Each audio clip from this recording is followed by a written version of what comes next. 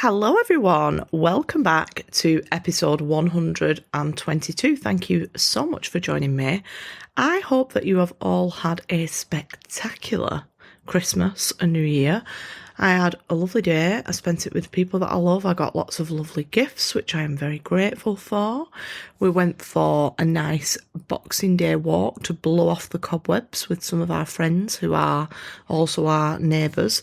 And then we all went to our friend's Boxing Day party, which was fab. And I got absolutely shit-faced, guys. Shit-faced.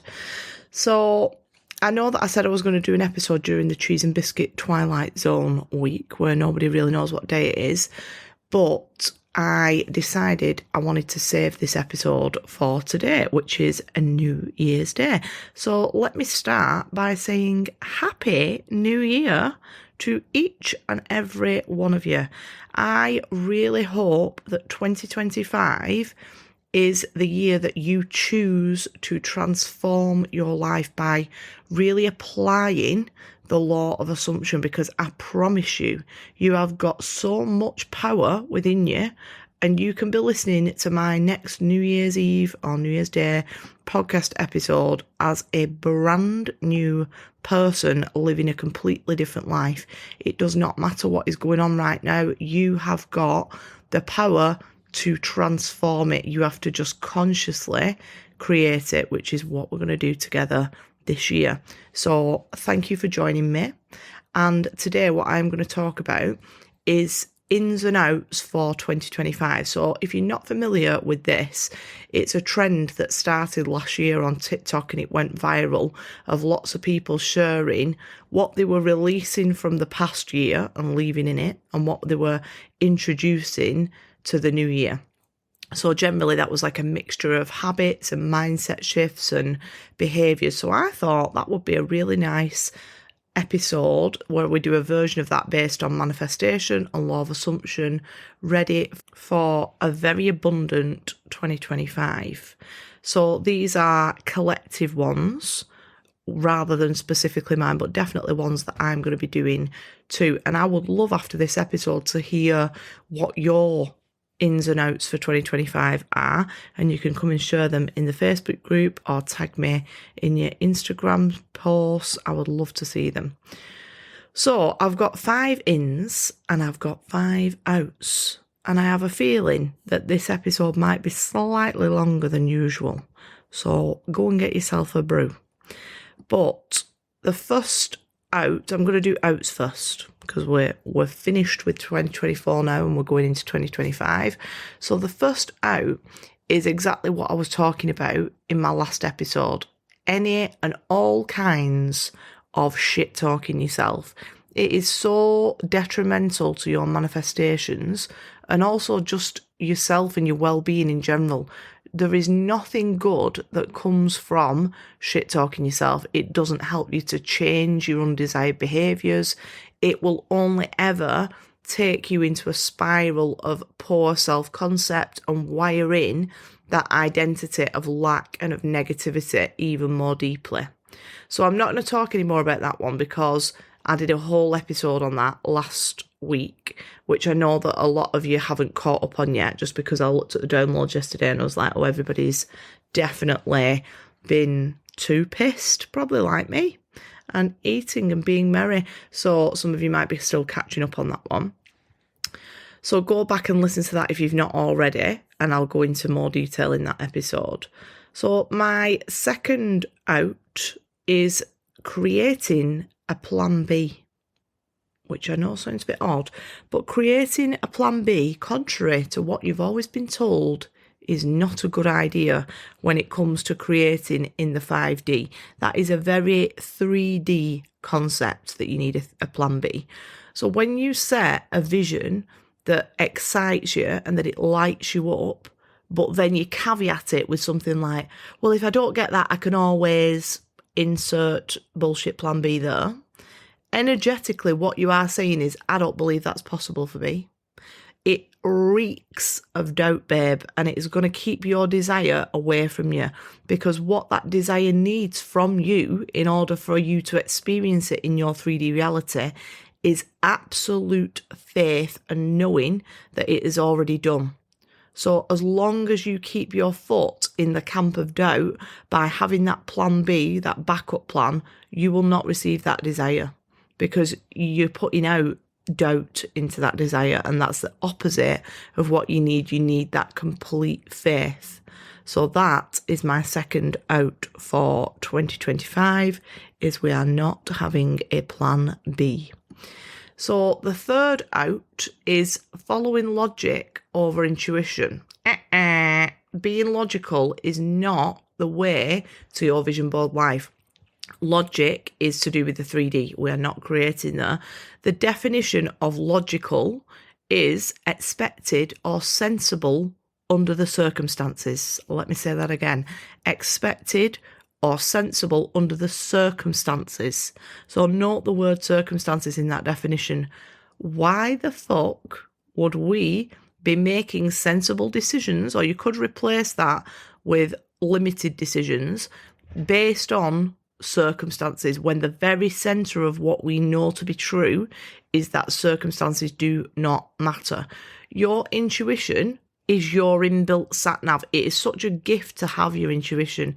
It is designed to get you to your desired state with ease and with speed. And the directions are given to you through the feeling of your highest excitement. Now, I want you to understand that your highest excitement, when we use that phrase, doesn't necessarily mean like a kid on Christmas Day. It's not where you are jumping about with giddiness. Sometimes it is, but not usually. Usually, your highest excitement is just a sense of pull. And the more you tune into that intuition, the easier it will be to feel that pull.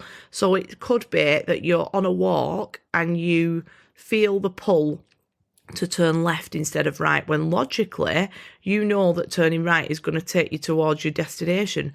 But then by turning left, you bump into an old friend that you've not seen for years, or maybe it's just something like that you get to stop and stroke a cute dog and it really makes your day, or you see a beautiful sunset or a field full of colourful flowers that you would have otherwise missed, and that really makes you feel good.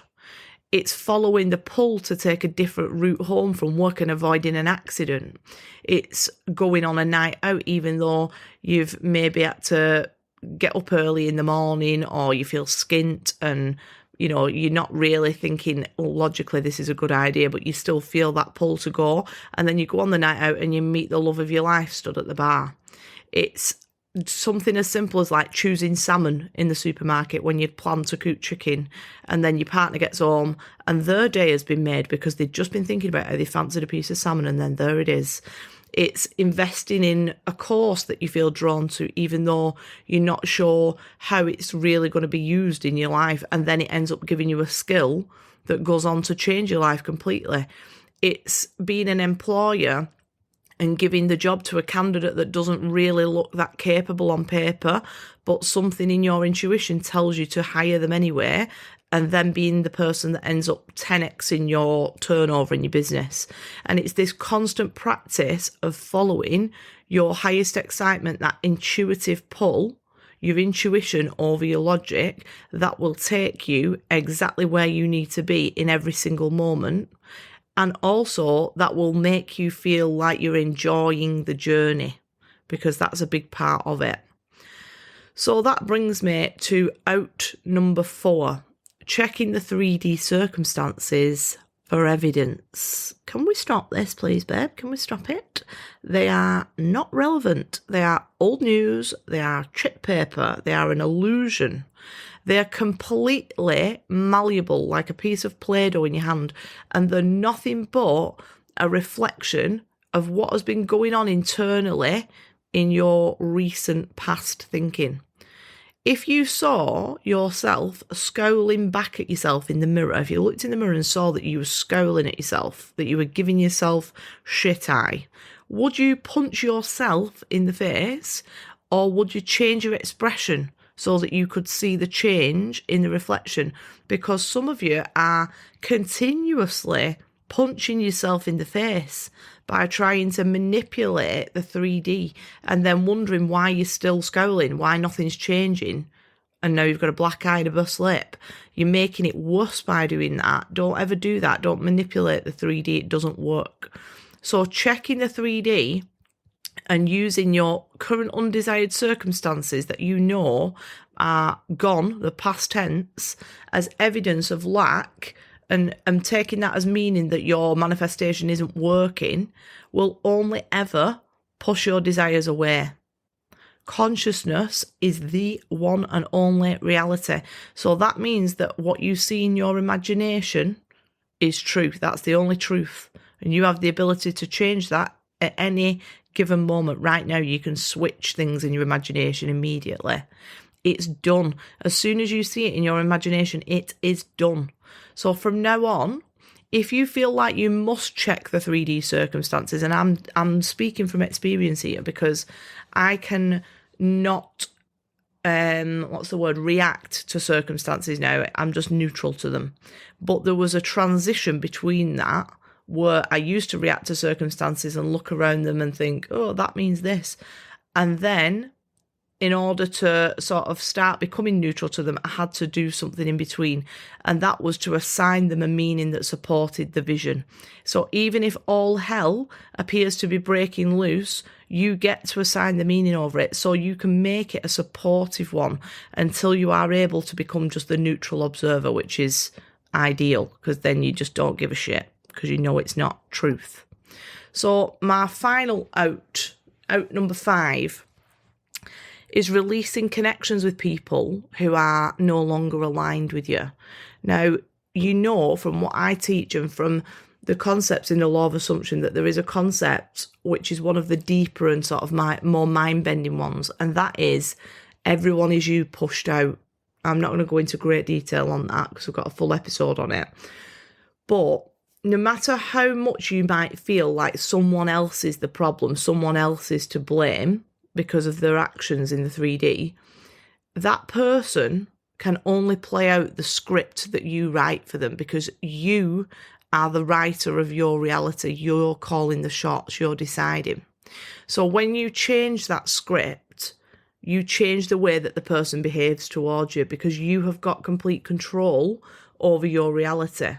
And that's great, because if you've got someone in your life that you love and you're really close to, and it would really be detrimental for you to lose them from your life because maybe there's lots of things that you love about that person, even though right now they might be doing something that's undesirable that you don't like. If that is the case, go back and listen to episode 102. It's called Let's Talk About Free Will, and rewrite that person a new script so that they can show up differently for you in your reality. However, and this is a big however, if you are finding that that person is constantly draining you in some way or is behaving in ways that you don't like at all, and they're just not really bringing anything to the table, they're not adding to your life in a positive way.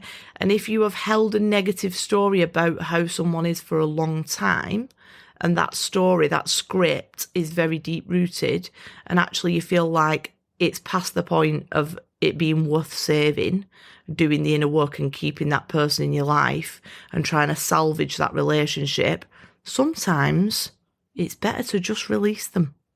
And you can do that. That's okay. You're allowed to do that. And this could be a friendship that maybe you've had for a long time. Maybe when you were younger, you were the best of friends. And now you have nothing in common and you just feel really drained every time that you speak to them. It might feel awkward. It might be a romantic relationship or some kind of situation that's leaving you feeling unworthy, like you're not good enough in somewhere. It might even be your family member. I am very close to my immediate family and I value them very, very much. But I have never been a big fan of this idea that you have to tolerate other people's shitty behaviour just because they are family. That's not right. That has always been such a bizarre idea to me. I have people who I think of as family who are in no way related to me, because they bring so much to my life. And I also have family who I don't have any connection with. And that might sound harsh, but you do not owe anyone your energy. You don't owe them your time, and you do not owe them your loyalty purely based on the fact that you are part of the same dream pool. It is not your job to appease other people, to try and make them happy, if that involves you making yourself small, walking on eggshells, or anything else that takes away from you in order to make them feel better. Them feeling better is their job. Your job is to make yourself happy so that you can connect with people who are meant for you and release those who are not meant for you. And that's all right. You're allowed to do that. You can still be a really kind person and have very firm boundaries about who you let into your world. Our relationships are one of the biggest areas of our life for emotional impact. They affect our emotions massively. An emotional impact is one of the ways that your subconscious is rewired. So it's either being rewired for abundance or for lack in some way or another. So it is incredibly important that you don't allow everyone to have access to you. Use those emotions as a guidance system. There'll be people in your life who recharge you and you both leave feeling fuller after spending time together. And there will be people who leave you feeling drained. Energy batteries and energy vacuums. So make sure that you are listening to how you feel after being in their energy and adjust accordingly. In 2025, I want you to be very selective about who gets to be in your life.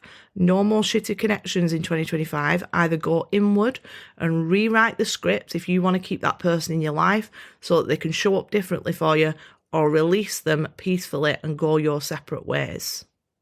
Okay, so now we're moving on to our 2025 ins. And the first in is to be more delusional. The definition of delusional is holding false beliefs about external reality despite incontrovertible evidence to the contrary.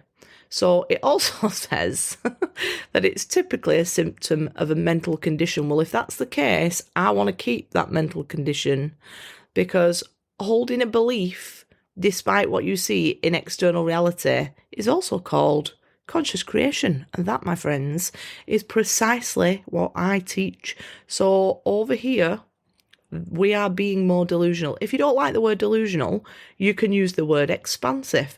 But in 2025, whatever you want to call it, we're being the very opposite of realistic.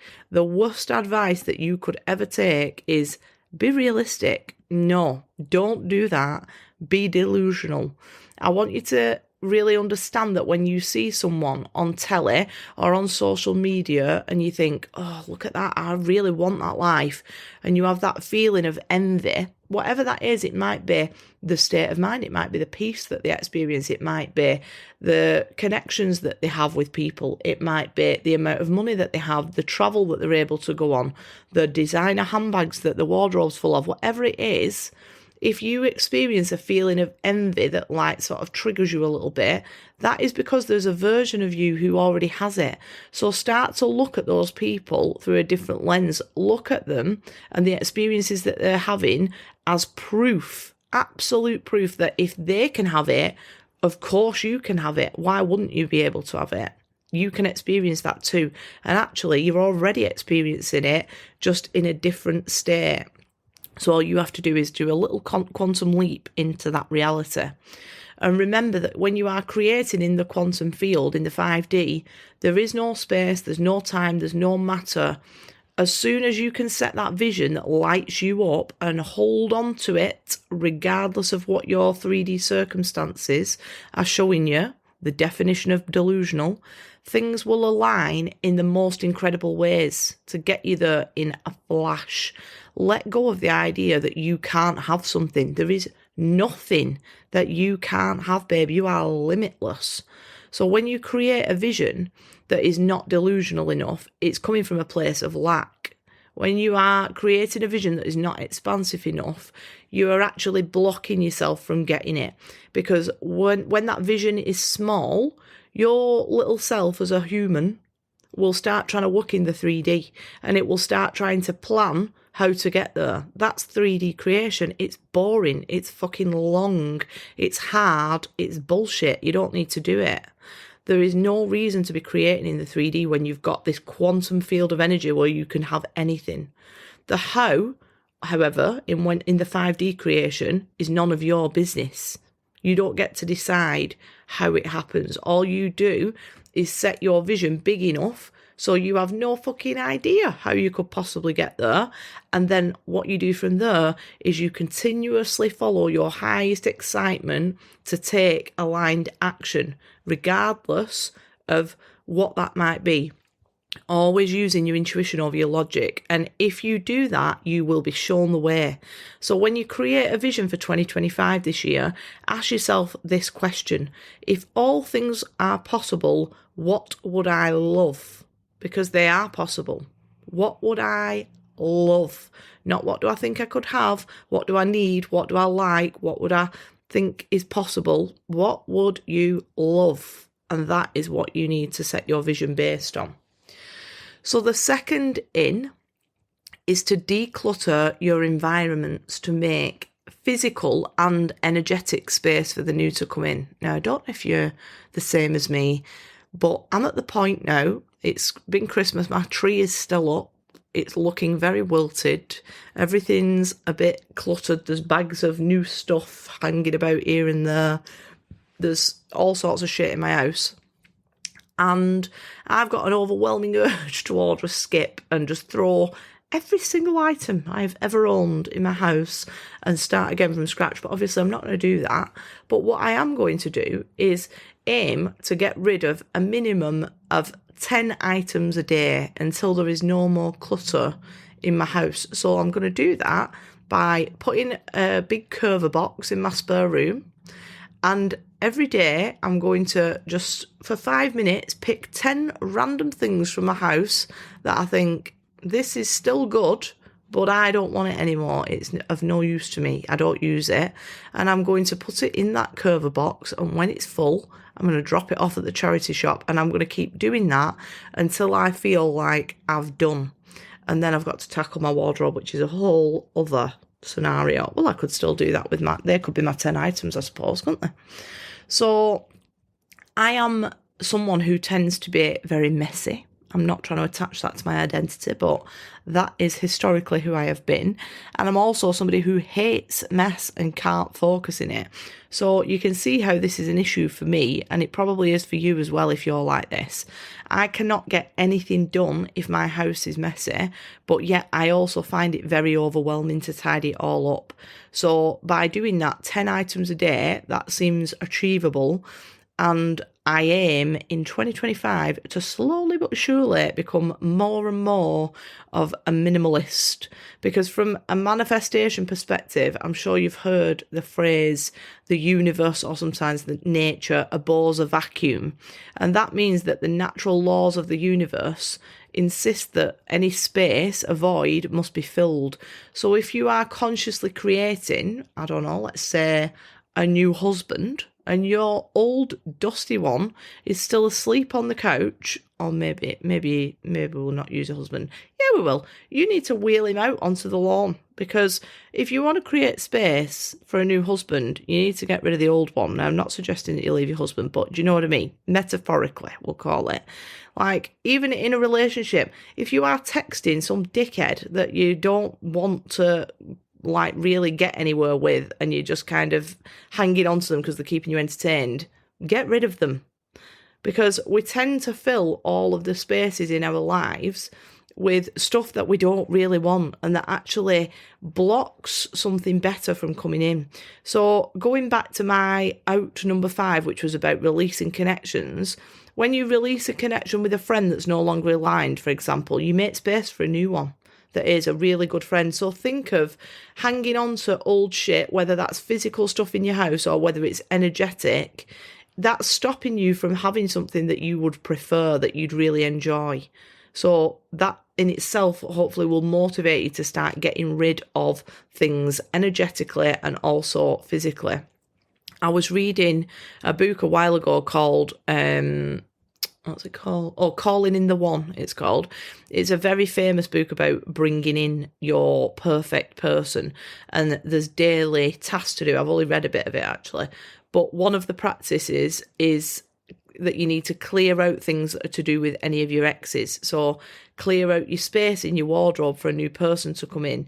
Get rid of old stuff that, like, you know, photographs. I was still, at that point when I read that, I was still wearing my old engagement ring on my other hand because it was nice, like I liked it. That went. I took that off immediately. So things like stop sleeping in the centre of the bed because you're blocking that person from coming in because you're taking up all of the space. So that's just an example about relationships, but this could be anything. If it's a new car, if it's a new job, you need to start preparing to clear it out. So like start looking for another job and hand your notice in, you know, or start cleaning out your car ready to take it to be sold because you're going to get a new one. Whatever it is, start clearing out now so that you can make space for the new to come in. So in number 3 is to develop a good morning and evening routine. And I'm preaching to myself here, guys, because I'll be honest, mine is fucking shocking right now. And I am really feeling the negative effects of not having a good morning and evening routine. I am naturally a very sort of scatty person, so a routine helps me greatly, and I'm not very good at creating them, but I'm going to go over to ChatGPT and ask it to help me with that, because years ago I read a book called Miracle Morning, and it was all about this, and I think there's another one that's along the same lines. I've not read this one, but it's called The 5 a.m. Club, so some of you might have read that. But I did Miracle Morning, which was pretty intense and not really sustainable for me, because it was getting up at 5 o'clock and then this big list of things to do for about a month. But I have to say, I felt miles better for doing it, just from having that structure to follow. I felt like the rest of my day went really, really well.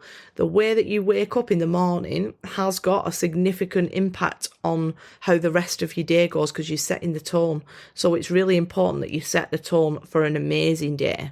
So I'm going to try and do that going forward, and I'm not sure exactly what that will look like, because obviously it'll be different for us all, because some people have children, some people have jobs that they've got to go to for a specific time. Whatever it is, it'll be different for everyone. So maybe I will go into that in more detail on another episode, but I feel like that's something that's going to really help me and will maybe help you as well. And also in the evenings, I've got a bad habit right now of scrolling on social media for ages, particularly TikTok, for long periods of time, and that then impacts my sleep time and quality. So I'd really like to try and have a bit of a wind down period where maybe I put my phone down, moisturise my face, read, start to teach my body to prepare for having a good quality sleep. And again, I'm not going to go any deeper on that because it's not something I've done yet, and I think maybe I'll try that out and then do another episode on it at a later date. So in number 4 for 2025 is to have a squeaky clean mental diet. And I know that we're all absolutely stuffed full of mince pies and Baileys and cheese and Quality Street. Yesterday, I woke up and I bit some Stilton straight off the block. I didn't even cut it, guys. I just bit it like a goddamn apple. So now it's New Year's. I know that everybody will be very focused on what food they're having because we've all had a skinful of booze and everybody's feeling bloated. But I really want you to try and focus much more on your mental diet, because your mental diet is the information that you allow to come into your mind. So it's the conversations that you have or that you are hearing. It's the TV that you watch, the films that you watch, the music that you listen to, the podcasts that you listen to, the YouTubers that you watch, the creators on social media, the news that you watch and read, and anything that's giving you some kind of message. That's a part of your mental diet. Now, you know that I will always say the quickest way to up-level your happiness is stop watching the fucking news and Stop talking politics. Nobody ever agrees on politics. It's an emotive topic. And those kinds of conversations and taking in all those news stories about all the things that are going on, it's poison. I intentionally choose to remove myself from that world. And some people will think, oh, well, that's very ignorant. You should know what's going on and you should have an opinion on politics. Well, I'm all right with people thinking that, because not once in my life have I ever had a conversation about politics or watched a news story about some absolute atrocity that's happening in the world that I'm not able to help with and felt better about it. That's never raised my vibe. The only thing that I know about politicians and politics in recent times is that somebody is eating the dogs, they're eating the cats, and somebody is holding sausages to ransom, because I intentionally shut out all of that shit. And I know that I've had messages about this, like some people will say, oh, you should be talking about things that are going on around the world and like using your platform. No, I'm not going to do that, because I teach you to take your fucking attention off things that you do not like and put them on what you do. So why would I be talking about protests and things like that and the horrible shit that's going on in the world? I'm never going to do it, guys. Not going to do it. It's not a good idea. So, yeah, turn off the news and stop talking politics. So your subconscious is soaking all of that in, and it is making you view the world through a lens of fear. So what this is an in, actually, isn't it? It's not an out. So what you can do instead then is to start soaking your very spongy subconscious mind in messages that support your vision. So start sitting at a table where they're having conversations about health, about wealth, about loving relationships, about growth, about expansion, manifestation. All of those have those, those kinds of conversations. Listen to the podcasters that hype you up and make you feel like you are unstoppable. Follow creators who are living in your desired reality, so that you are constantly looking at their posts and seeing them as proof that you can also have that. Read books about self-development. Read instead of scrolling on your phone. Study something daily, even if it's just the page of a book. Listen to subliminals and affirmation tracks. Show gratitude every day. If you want to experience those desires, you have got to take every opportunity to brainwash yourself into seeing that manifestation as done. You've already got it. It's done. You have to submerge your subconscious mind in a mental diet that shows only a view of abundance, and it eliminates all thoughts of lack. So finally, my favourite one, in number 5, is investing in yourself.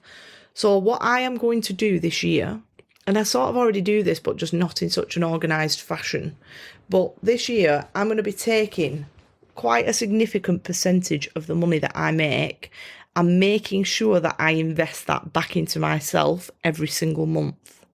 So this could be to do with anything, as long as it's to do with growing me as a person. So it could be appearance, health, well-being, skills, experiences, my business, anything, but it has to be a percentage of what I bring in each month invested back into me. So this is something that I've been doing for a couple of years now, but I've never looked at it like this. And this is something I really, really want to make sure that I am investing enough in myself, because I think I could do it more. And the reason is that when you invest in yourself, the value of that money that you have exchanged increases. So when you invest in 150 quid's worth a week of a trolley full of good quality food, you are gaining a week of nutrition for your body, which is going to improve your life overall. When you invest £60 a month for a gym membership, you are gaining strength and fitness, which is going to give you a better quality of life and a longer one. When you invest £88 a month to join Empower State membership, you're gaining the knowledge and the support to transform your reality. When you invest 60 quid in a massage, you're gaining relaxation and rest. When you invest £20 in a cleaner a week, you are gaining all of that time back that you would have spent doing a task that you don't enjoy so that you can use it elsewhere. When you invest 70 quid having your hair and nails done, you're gaining back your confidence and feeling great about yourself so that you take new opportunities. So have a look at what you are bringing in right now. It doesn't matter what it is. And please don't tune out now. Don't write yourself off if you think, oh, well, I'm skint. I don't have any money to invest. Investing is not just for the rich. Investing is how you get from poor to rich. It is not something that is just for rich people. And we're going to do an example to show you that. So please tune in regardless of how little or how much money you have right now. So let's say, as an example, that after tax, you bring in £1,000 a month into your house. And let's say that your bills come to £700. So that would leave you with £300 left for the month, right? So we're going to start off very small with 5% of that leftover money. And that is £15 a month, because 5% of £300 is £15 a month. How could you allocate that £5 better than you are doing right now? So maybe now you spend that £15 over the course of a month on a takeaway, or maybe you spend it in home bargains or on TikTok shop buying absolute shite that you don't need in the middle of the night. Maybe it's a packet of cigs, or maybe it's a bottle of Prosecco, or maybe it's on like an unused streaming service like Netflix or something else that you don't even know that you're paying for. Maybe it's buying something for your kid. I know this is controversial, but stay with me. Maybe it's buying something for your kid that they don't need either. I know that people will reel back in horror and say, no, my children come first before me. But do you think that maybe for a month, your 9-year-old daughter could consider having a month off, adding to a Sol de Janeiro collection, of which she already probably has about 70 bottles? Here are some of the ways that you could use that £15, that 5% of all of the leftover money after your bills, to invest in yourself. You could buy a self-development book, which you can then study for the rest of the year. You could take an online course that is going to allow you to upskill so that you can start making money doing something else. You could order a yoga mat so that you can start doing yoga from home on YouTube. You could order some protein powder to help you improve your diet. You could use it to buy a month's worth of supplements. You could get a day pass to a fancy gym and spend the day relaxing in the jacuzzi and embodying your vision. You could buy a beautiful new journal. You could buy some kind of like hobby supplies so that you can take back up a hobby that you used to enjoy years ago and let yourself get creative. You could get a ring light so that you can start becoming your content creator. You can start on that journey. You could even buy £15 worth of stocks with it on a trading app. I use one, by the way, called Robinhood. It's very easy and it teaches you about trading. So there is a lot that you can do to invest in yourself, even with very little money. So please release the idea that investing, excuse me, that investing is only for the rich, and replace it with the idea that investing is how you are going to get rich. And rich doesn't just mean money, it means everything, you know, your health, your wealth, your relationships. Investing in yourself is always a good idea. When I first invested in myself, on my first kind of big energetic move into investing in myself, which was working with a mentor in October 2023, I went from that point, the end of October 2023, I went from hoping that in a year's time, it might be possible for me to drop down a day at work, to handing in my notice before the end of 2023 and leaving my job altogether in March 24. That is the power of investment. Do not be afraid to do it if you feel pulled. Follow your highest excitement. It is trying to guide you into the right direction. If you decide, no, this can absolutely be the year that your life is transformed beyond all recognition in any area that you choose, or in all of them, My incredible members are manifesting some amazing shit inside there. We've got businesses growing, businesses starting, relationships healing, new jobs and promotions, people manifesting new houses, shifts in health that they've had for years, and we are only just getting started. So if you would like to join us, I have got only 3 spaces left for annual membership, which comes with 1-to-1, and then I'm full until July. And I won't be opening it back up because I've only got those spaces left, and I don't want to be on a 1-to-1 call every hour of the day, do I know? So I'm going to be accepting monthly members until then still. But if you want 1-to-1 this year, then drop me a message me in the DMs or on Facebook. Feel free to ask any questions that you have. I do not bite. I promise you, I will not be hounding you. That is not my style. You can ask whatever you want and I'll just answer you.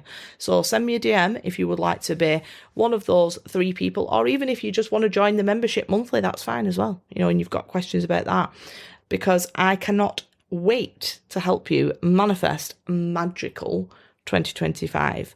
So I will love you and leave you because we're at 40 minutes now and you're probably falling asleep. But Happy New Year to every single one of you, and I will speak to you all soon.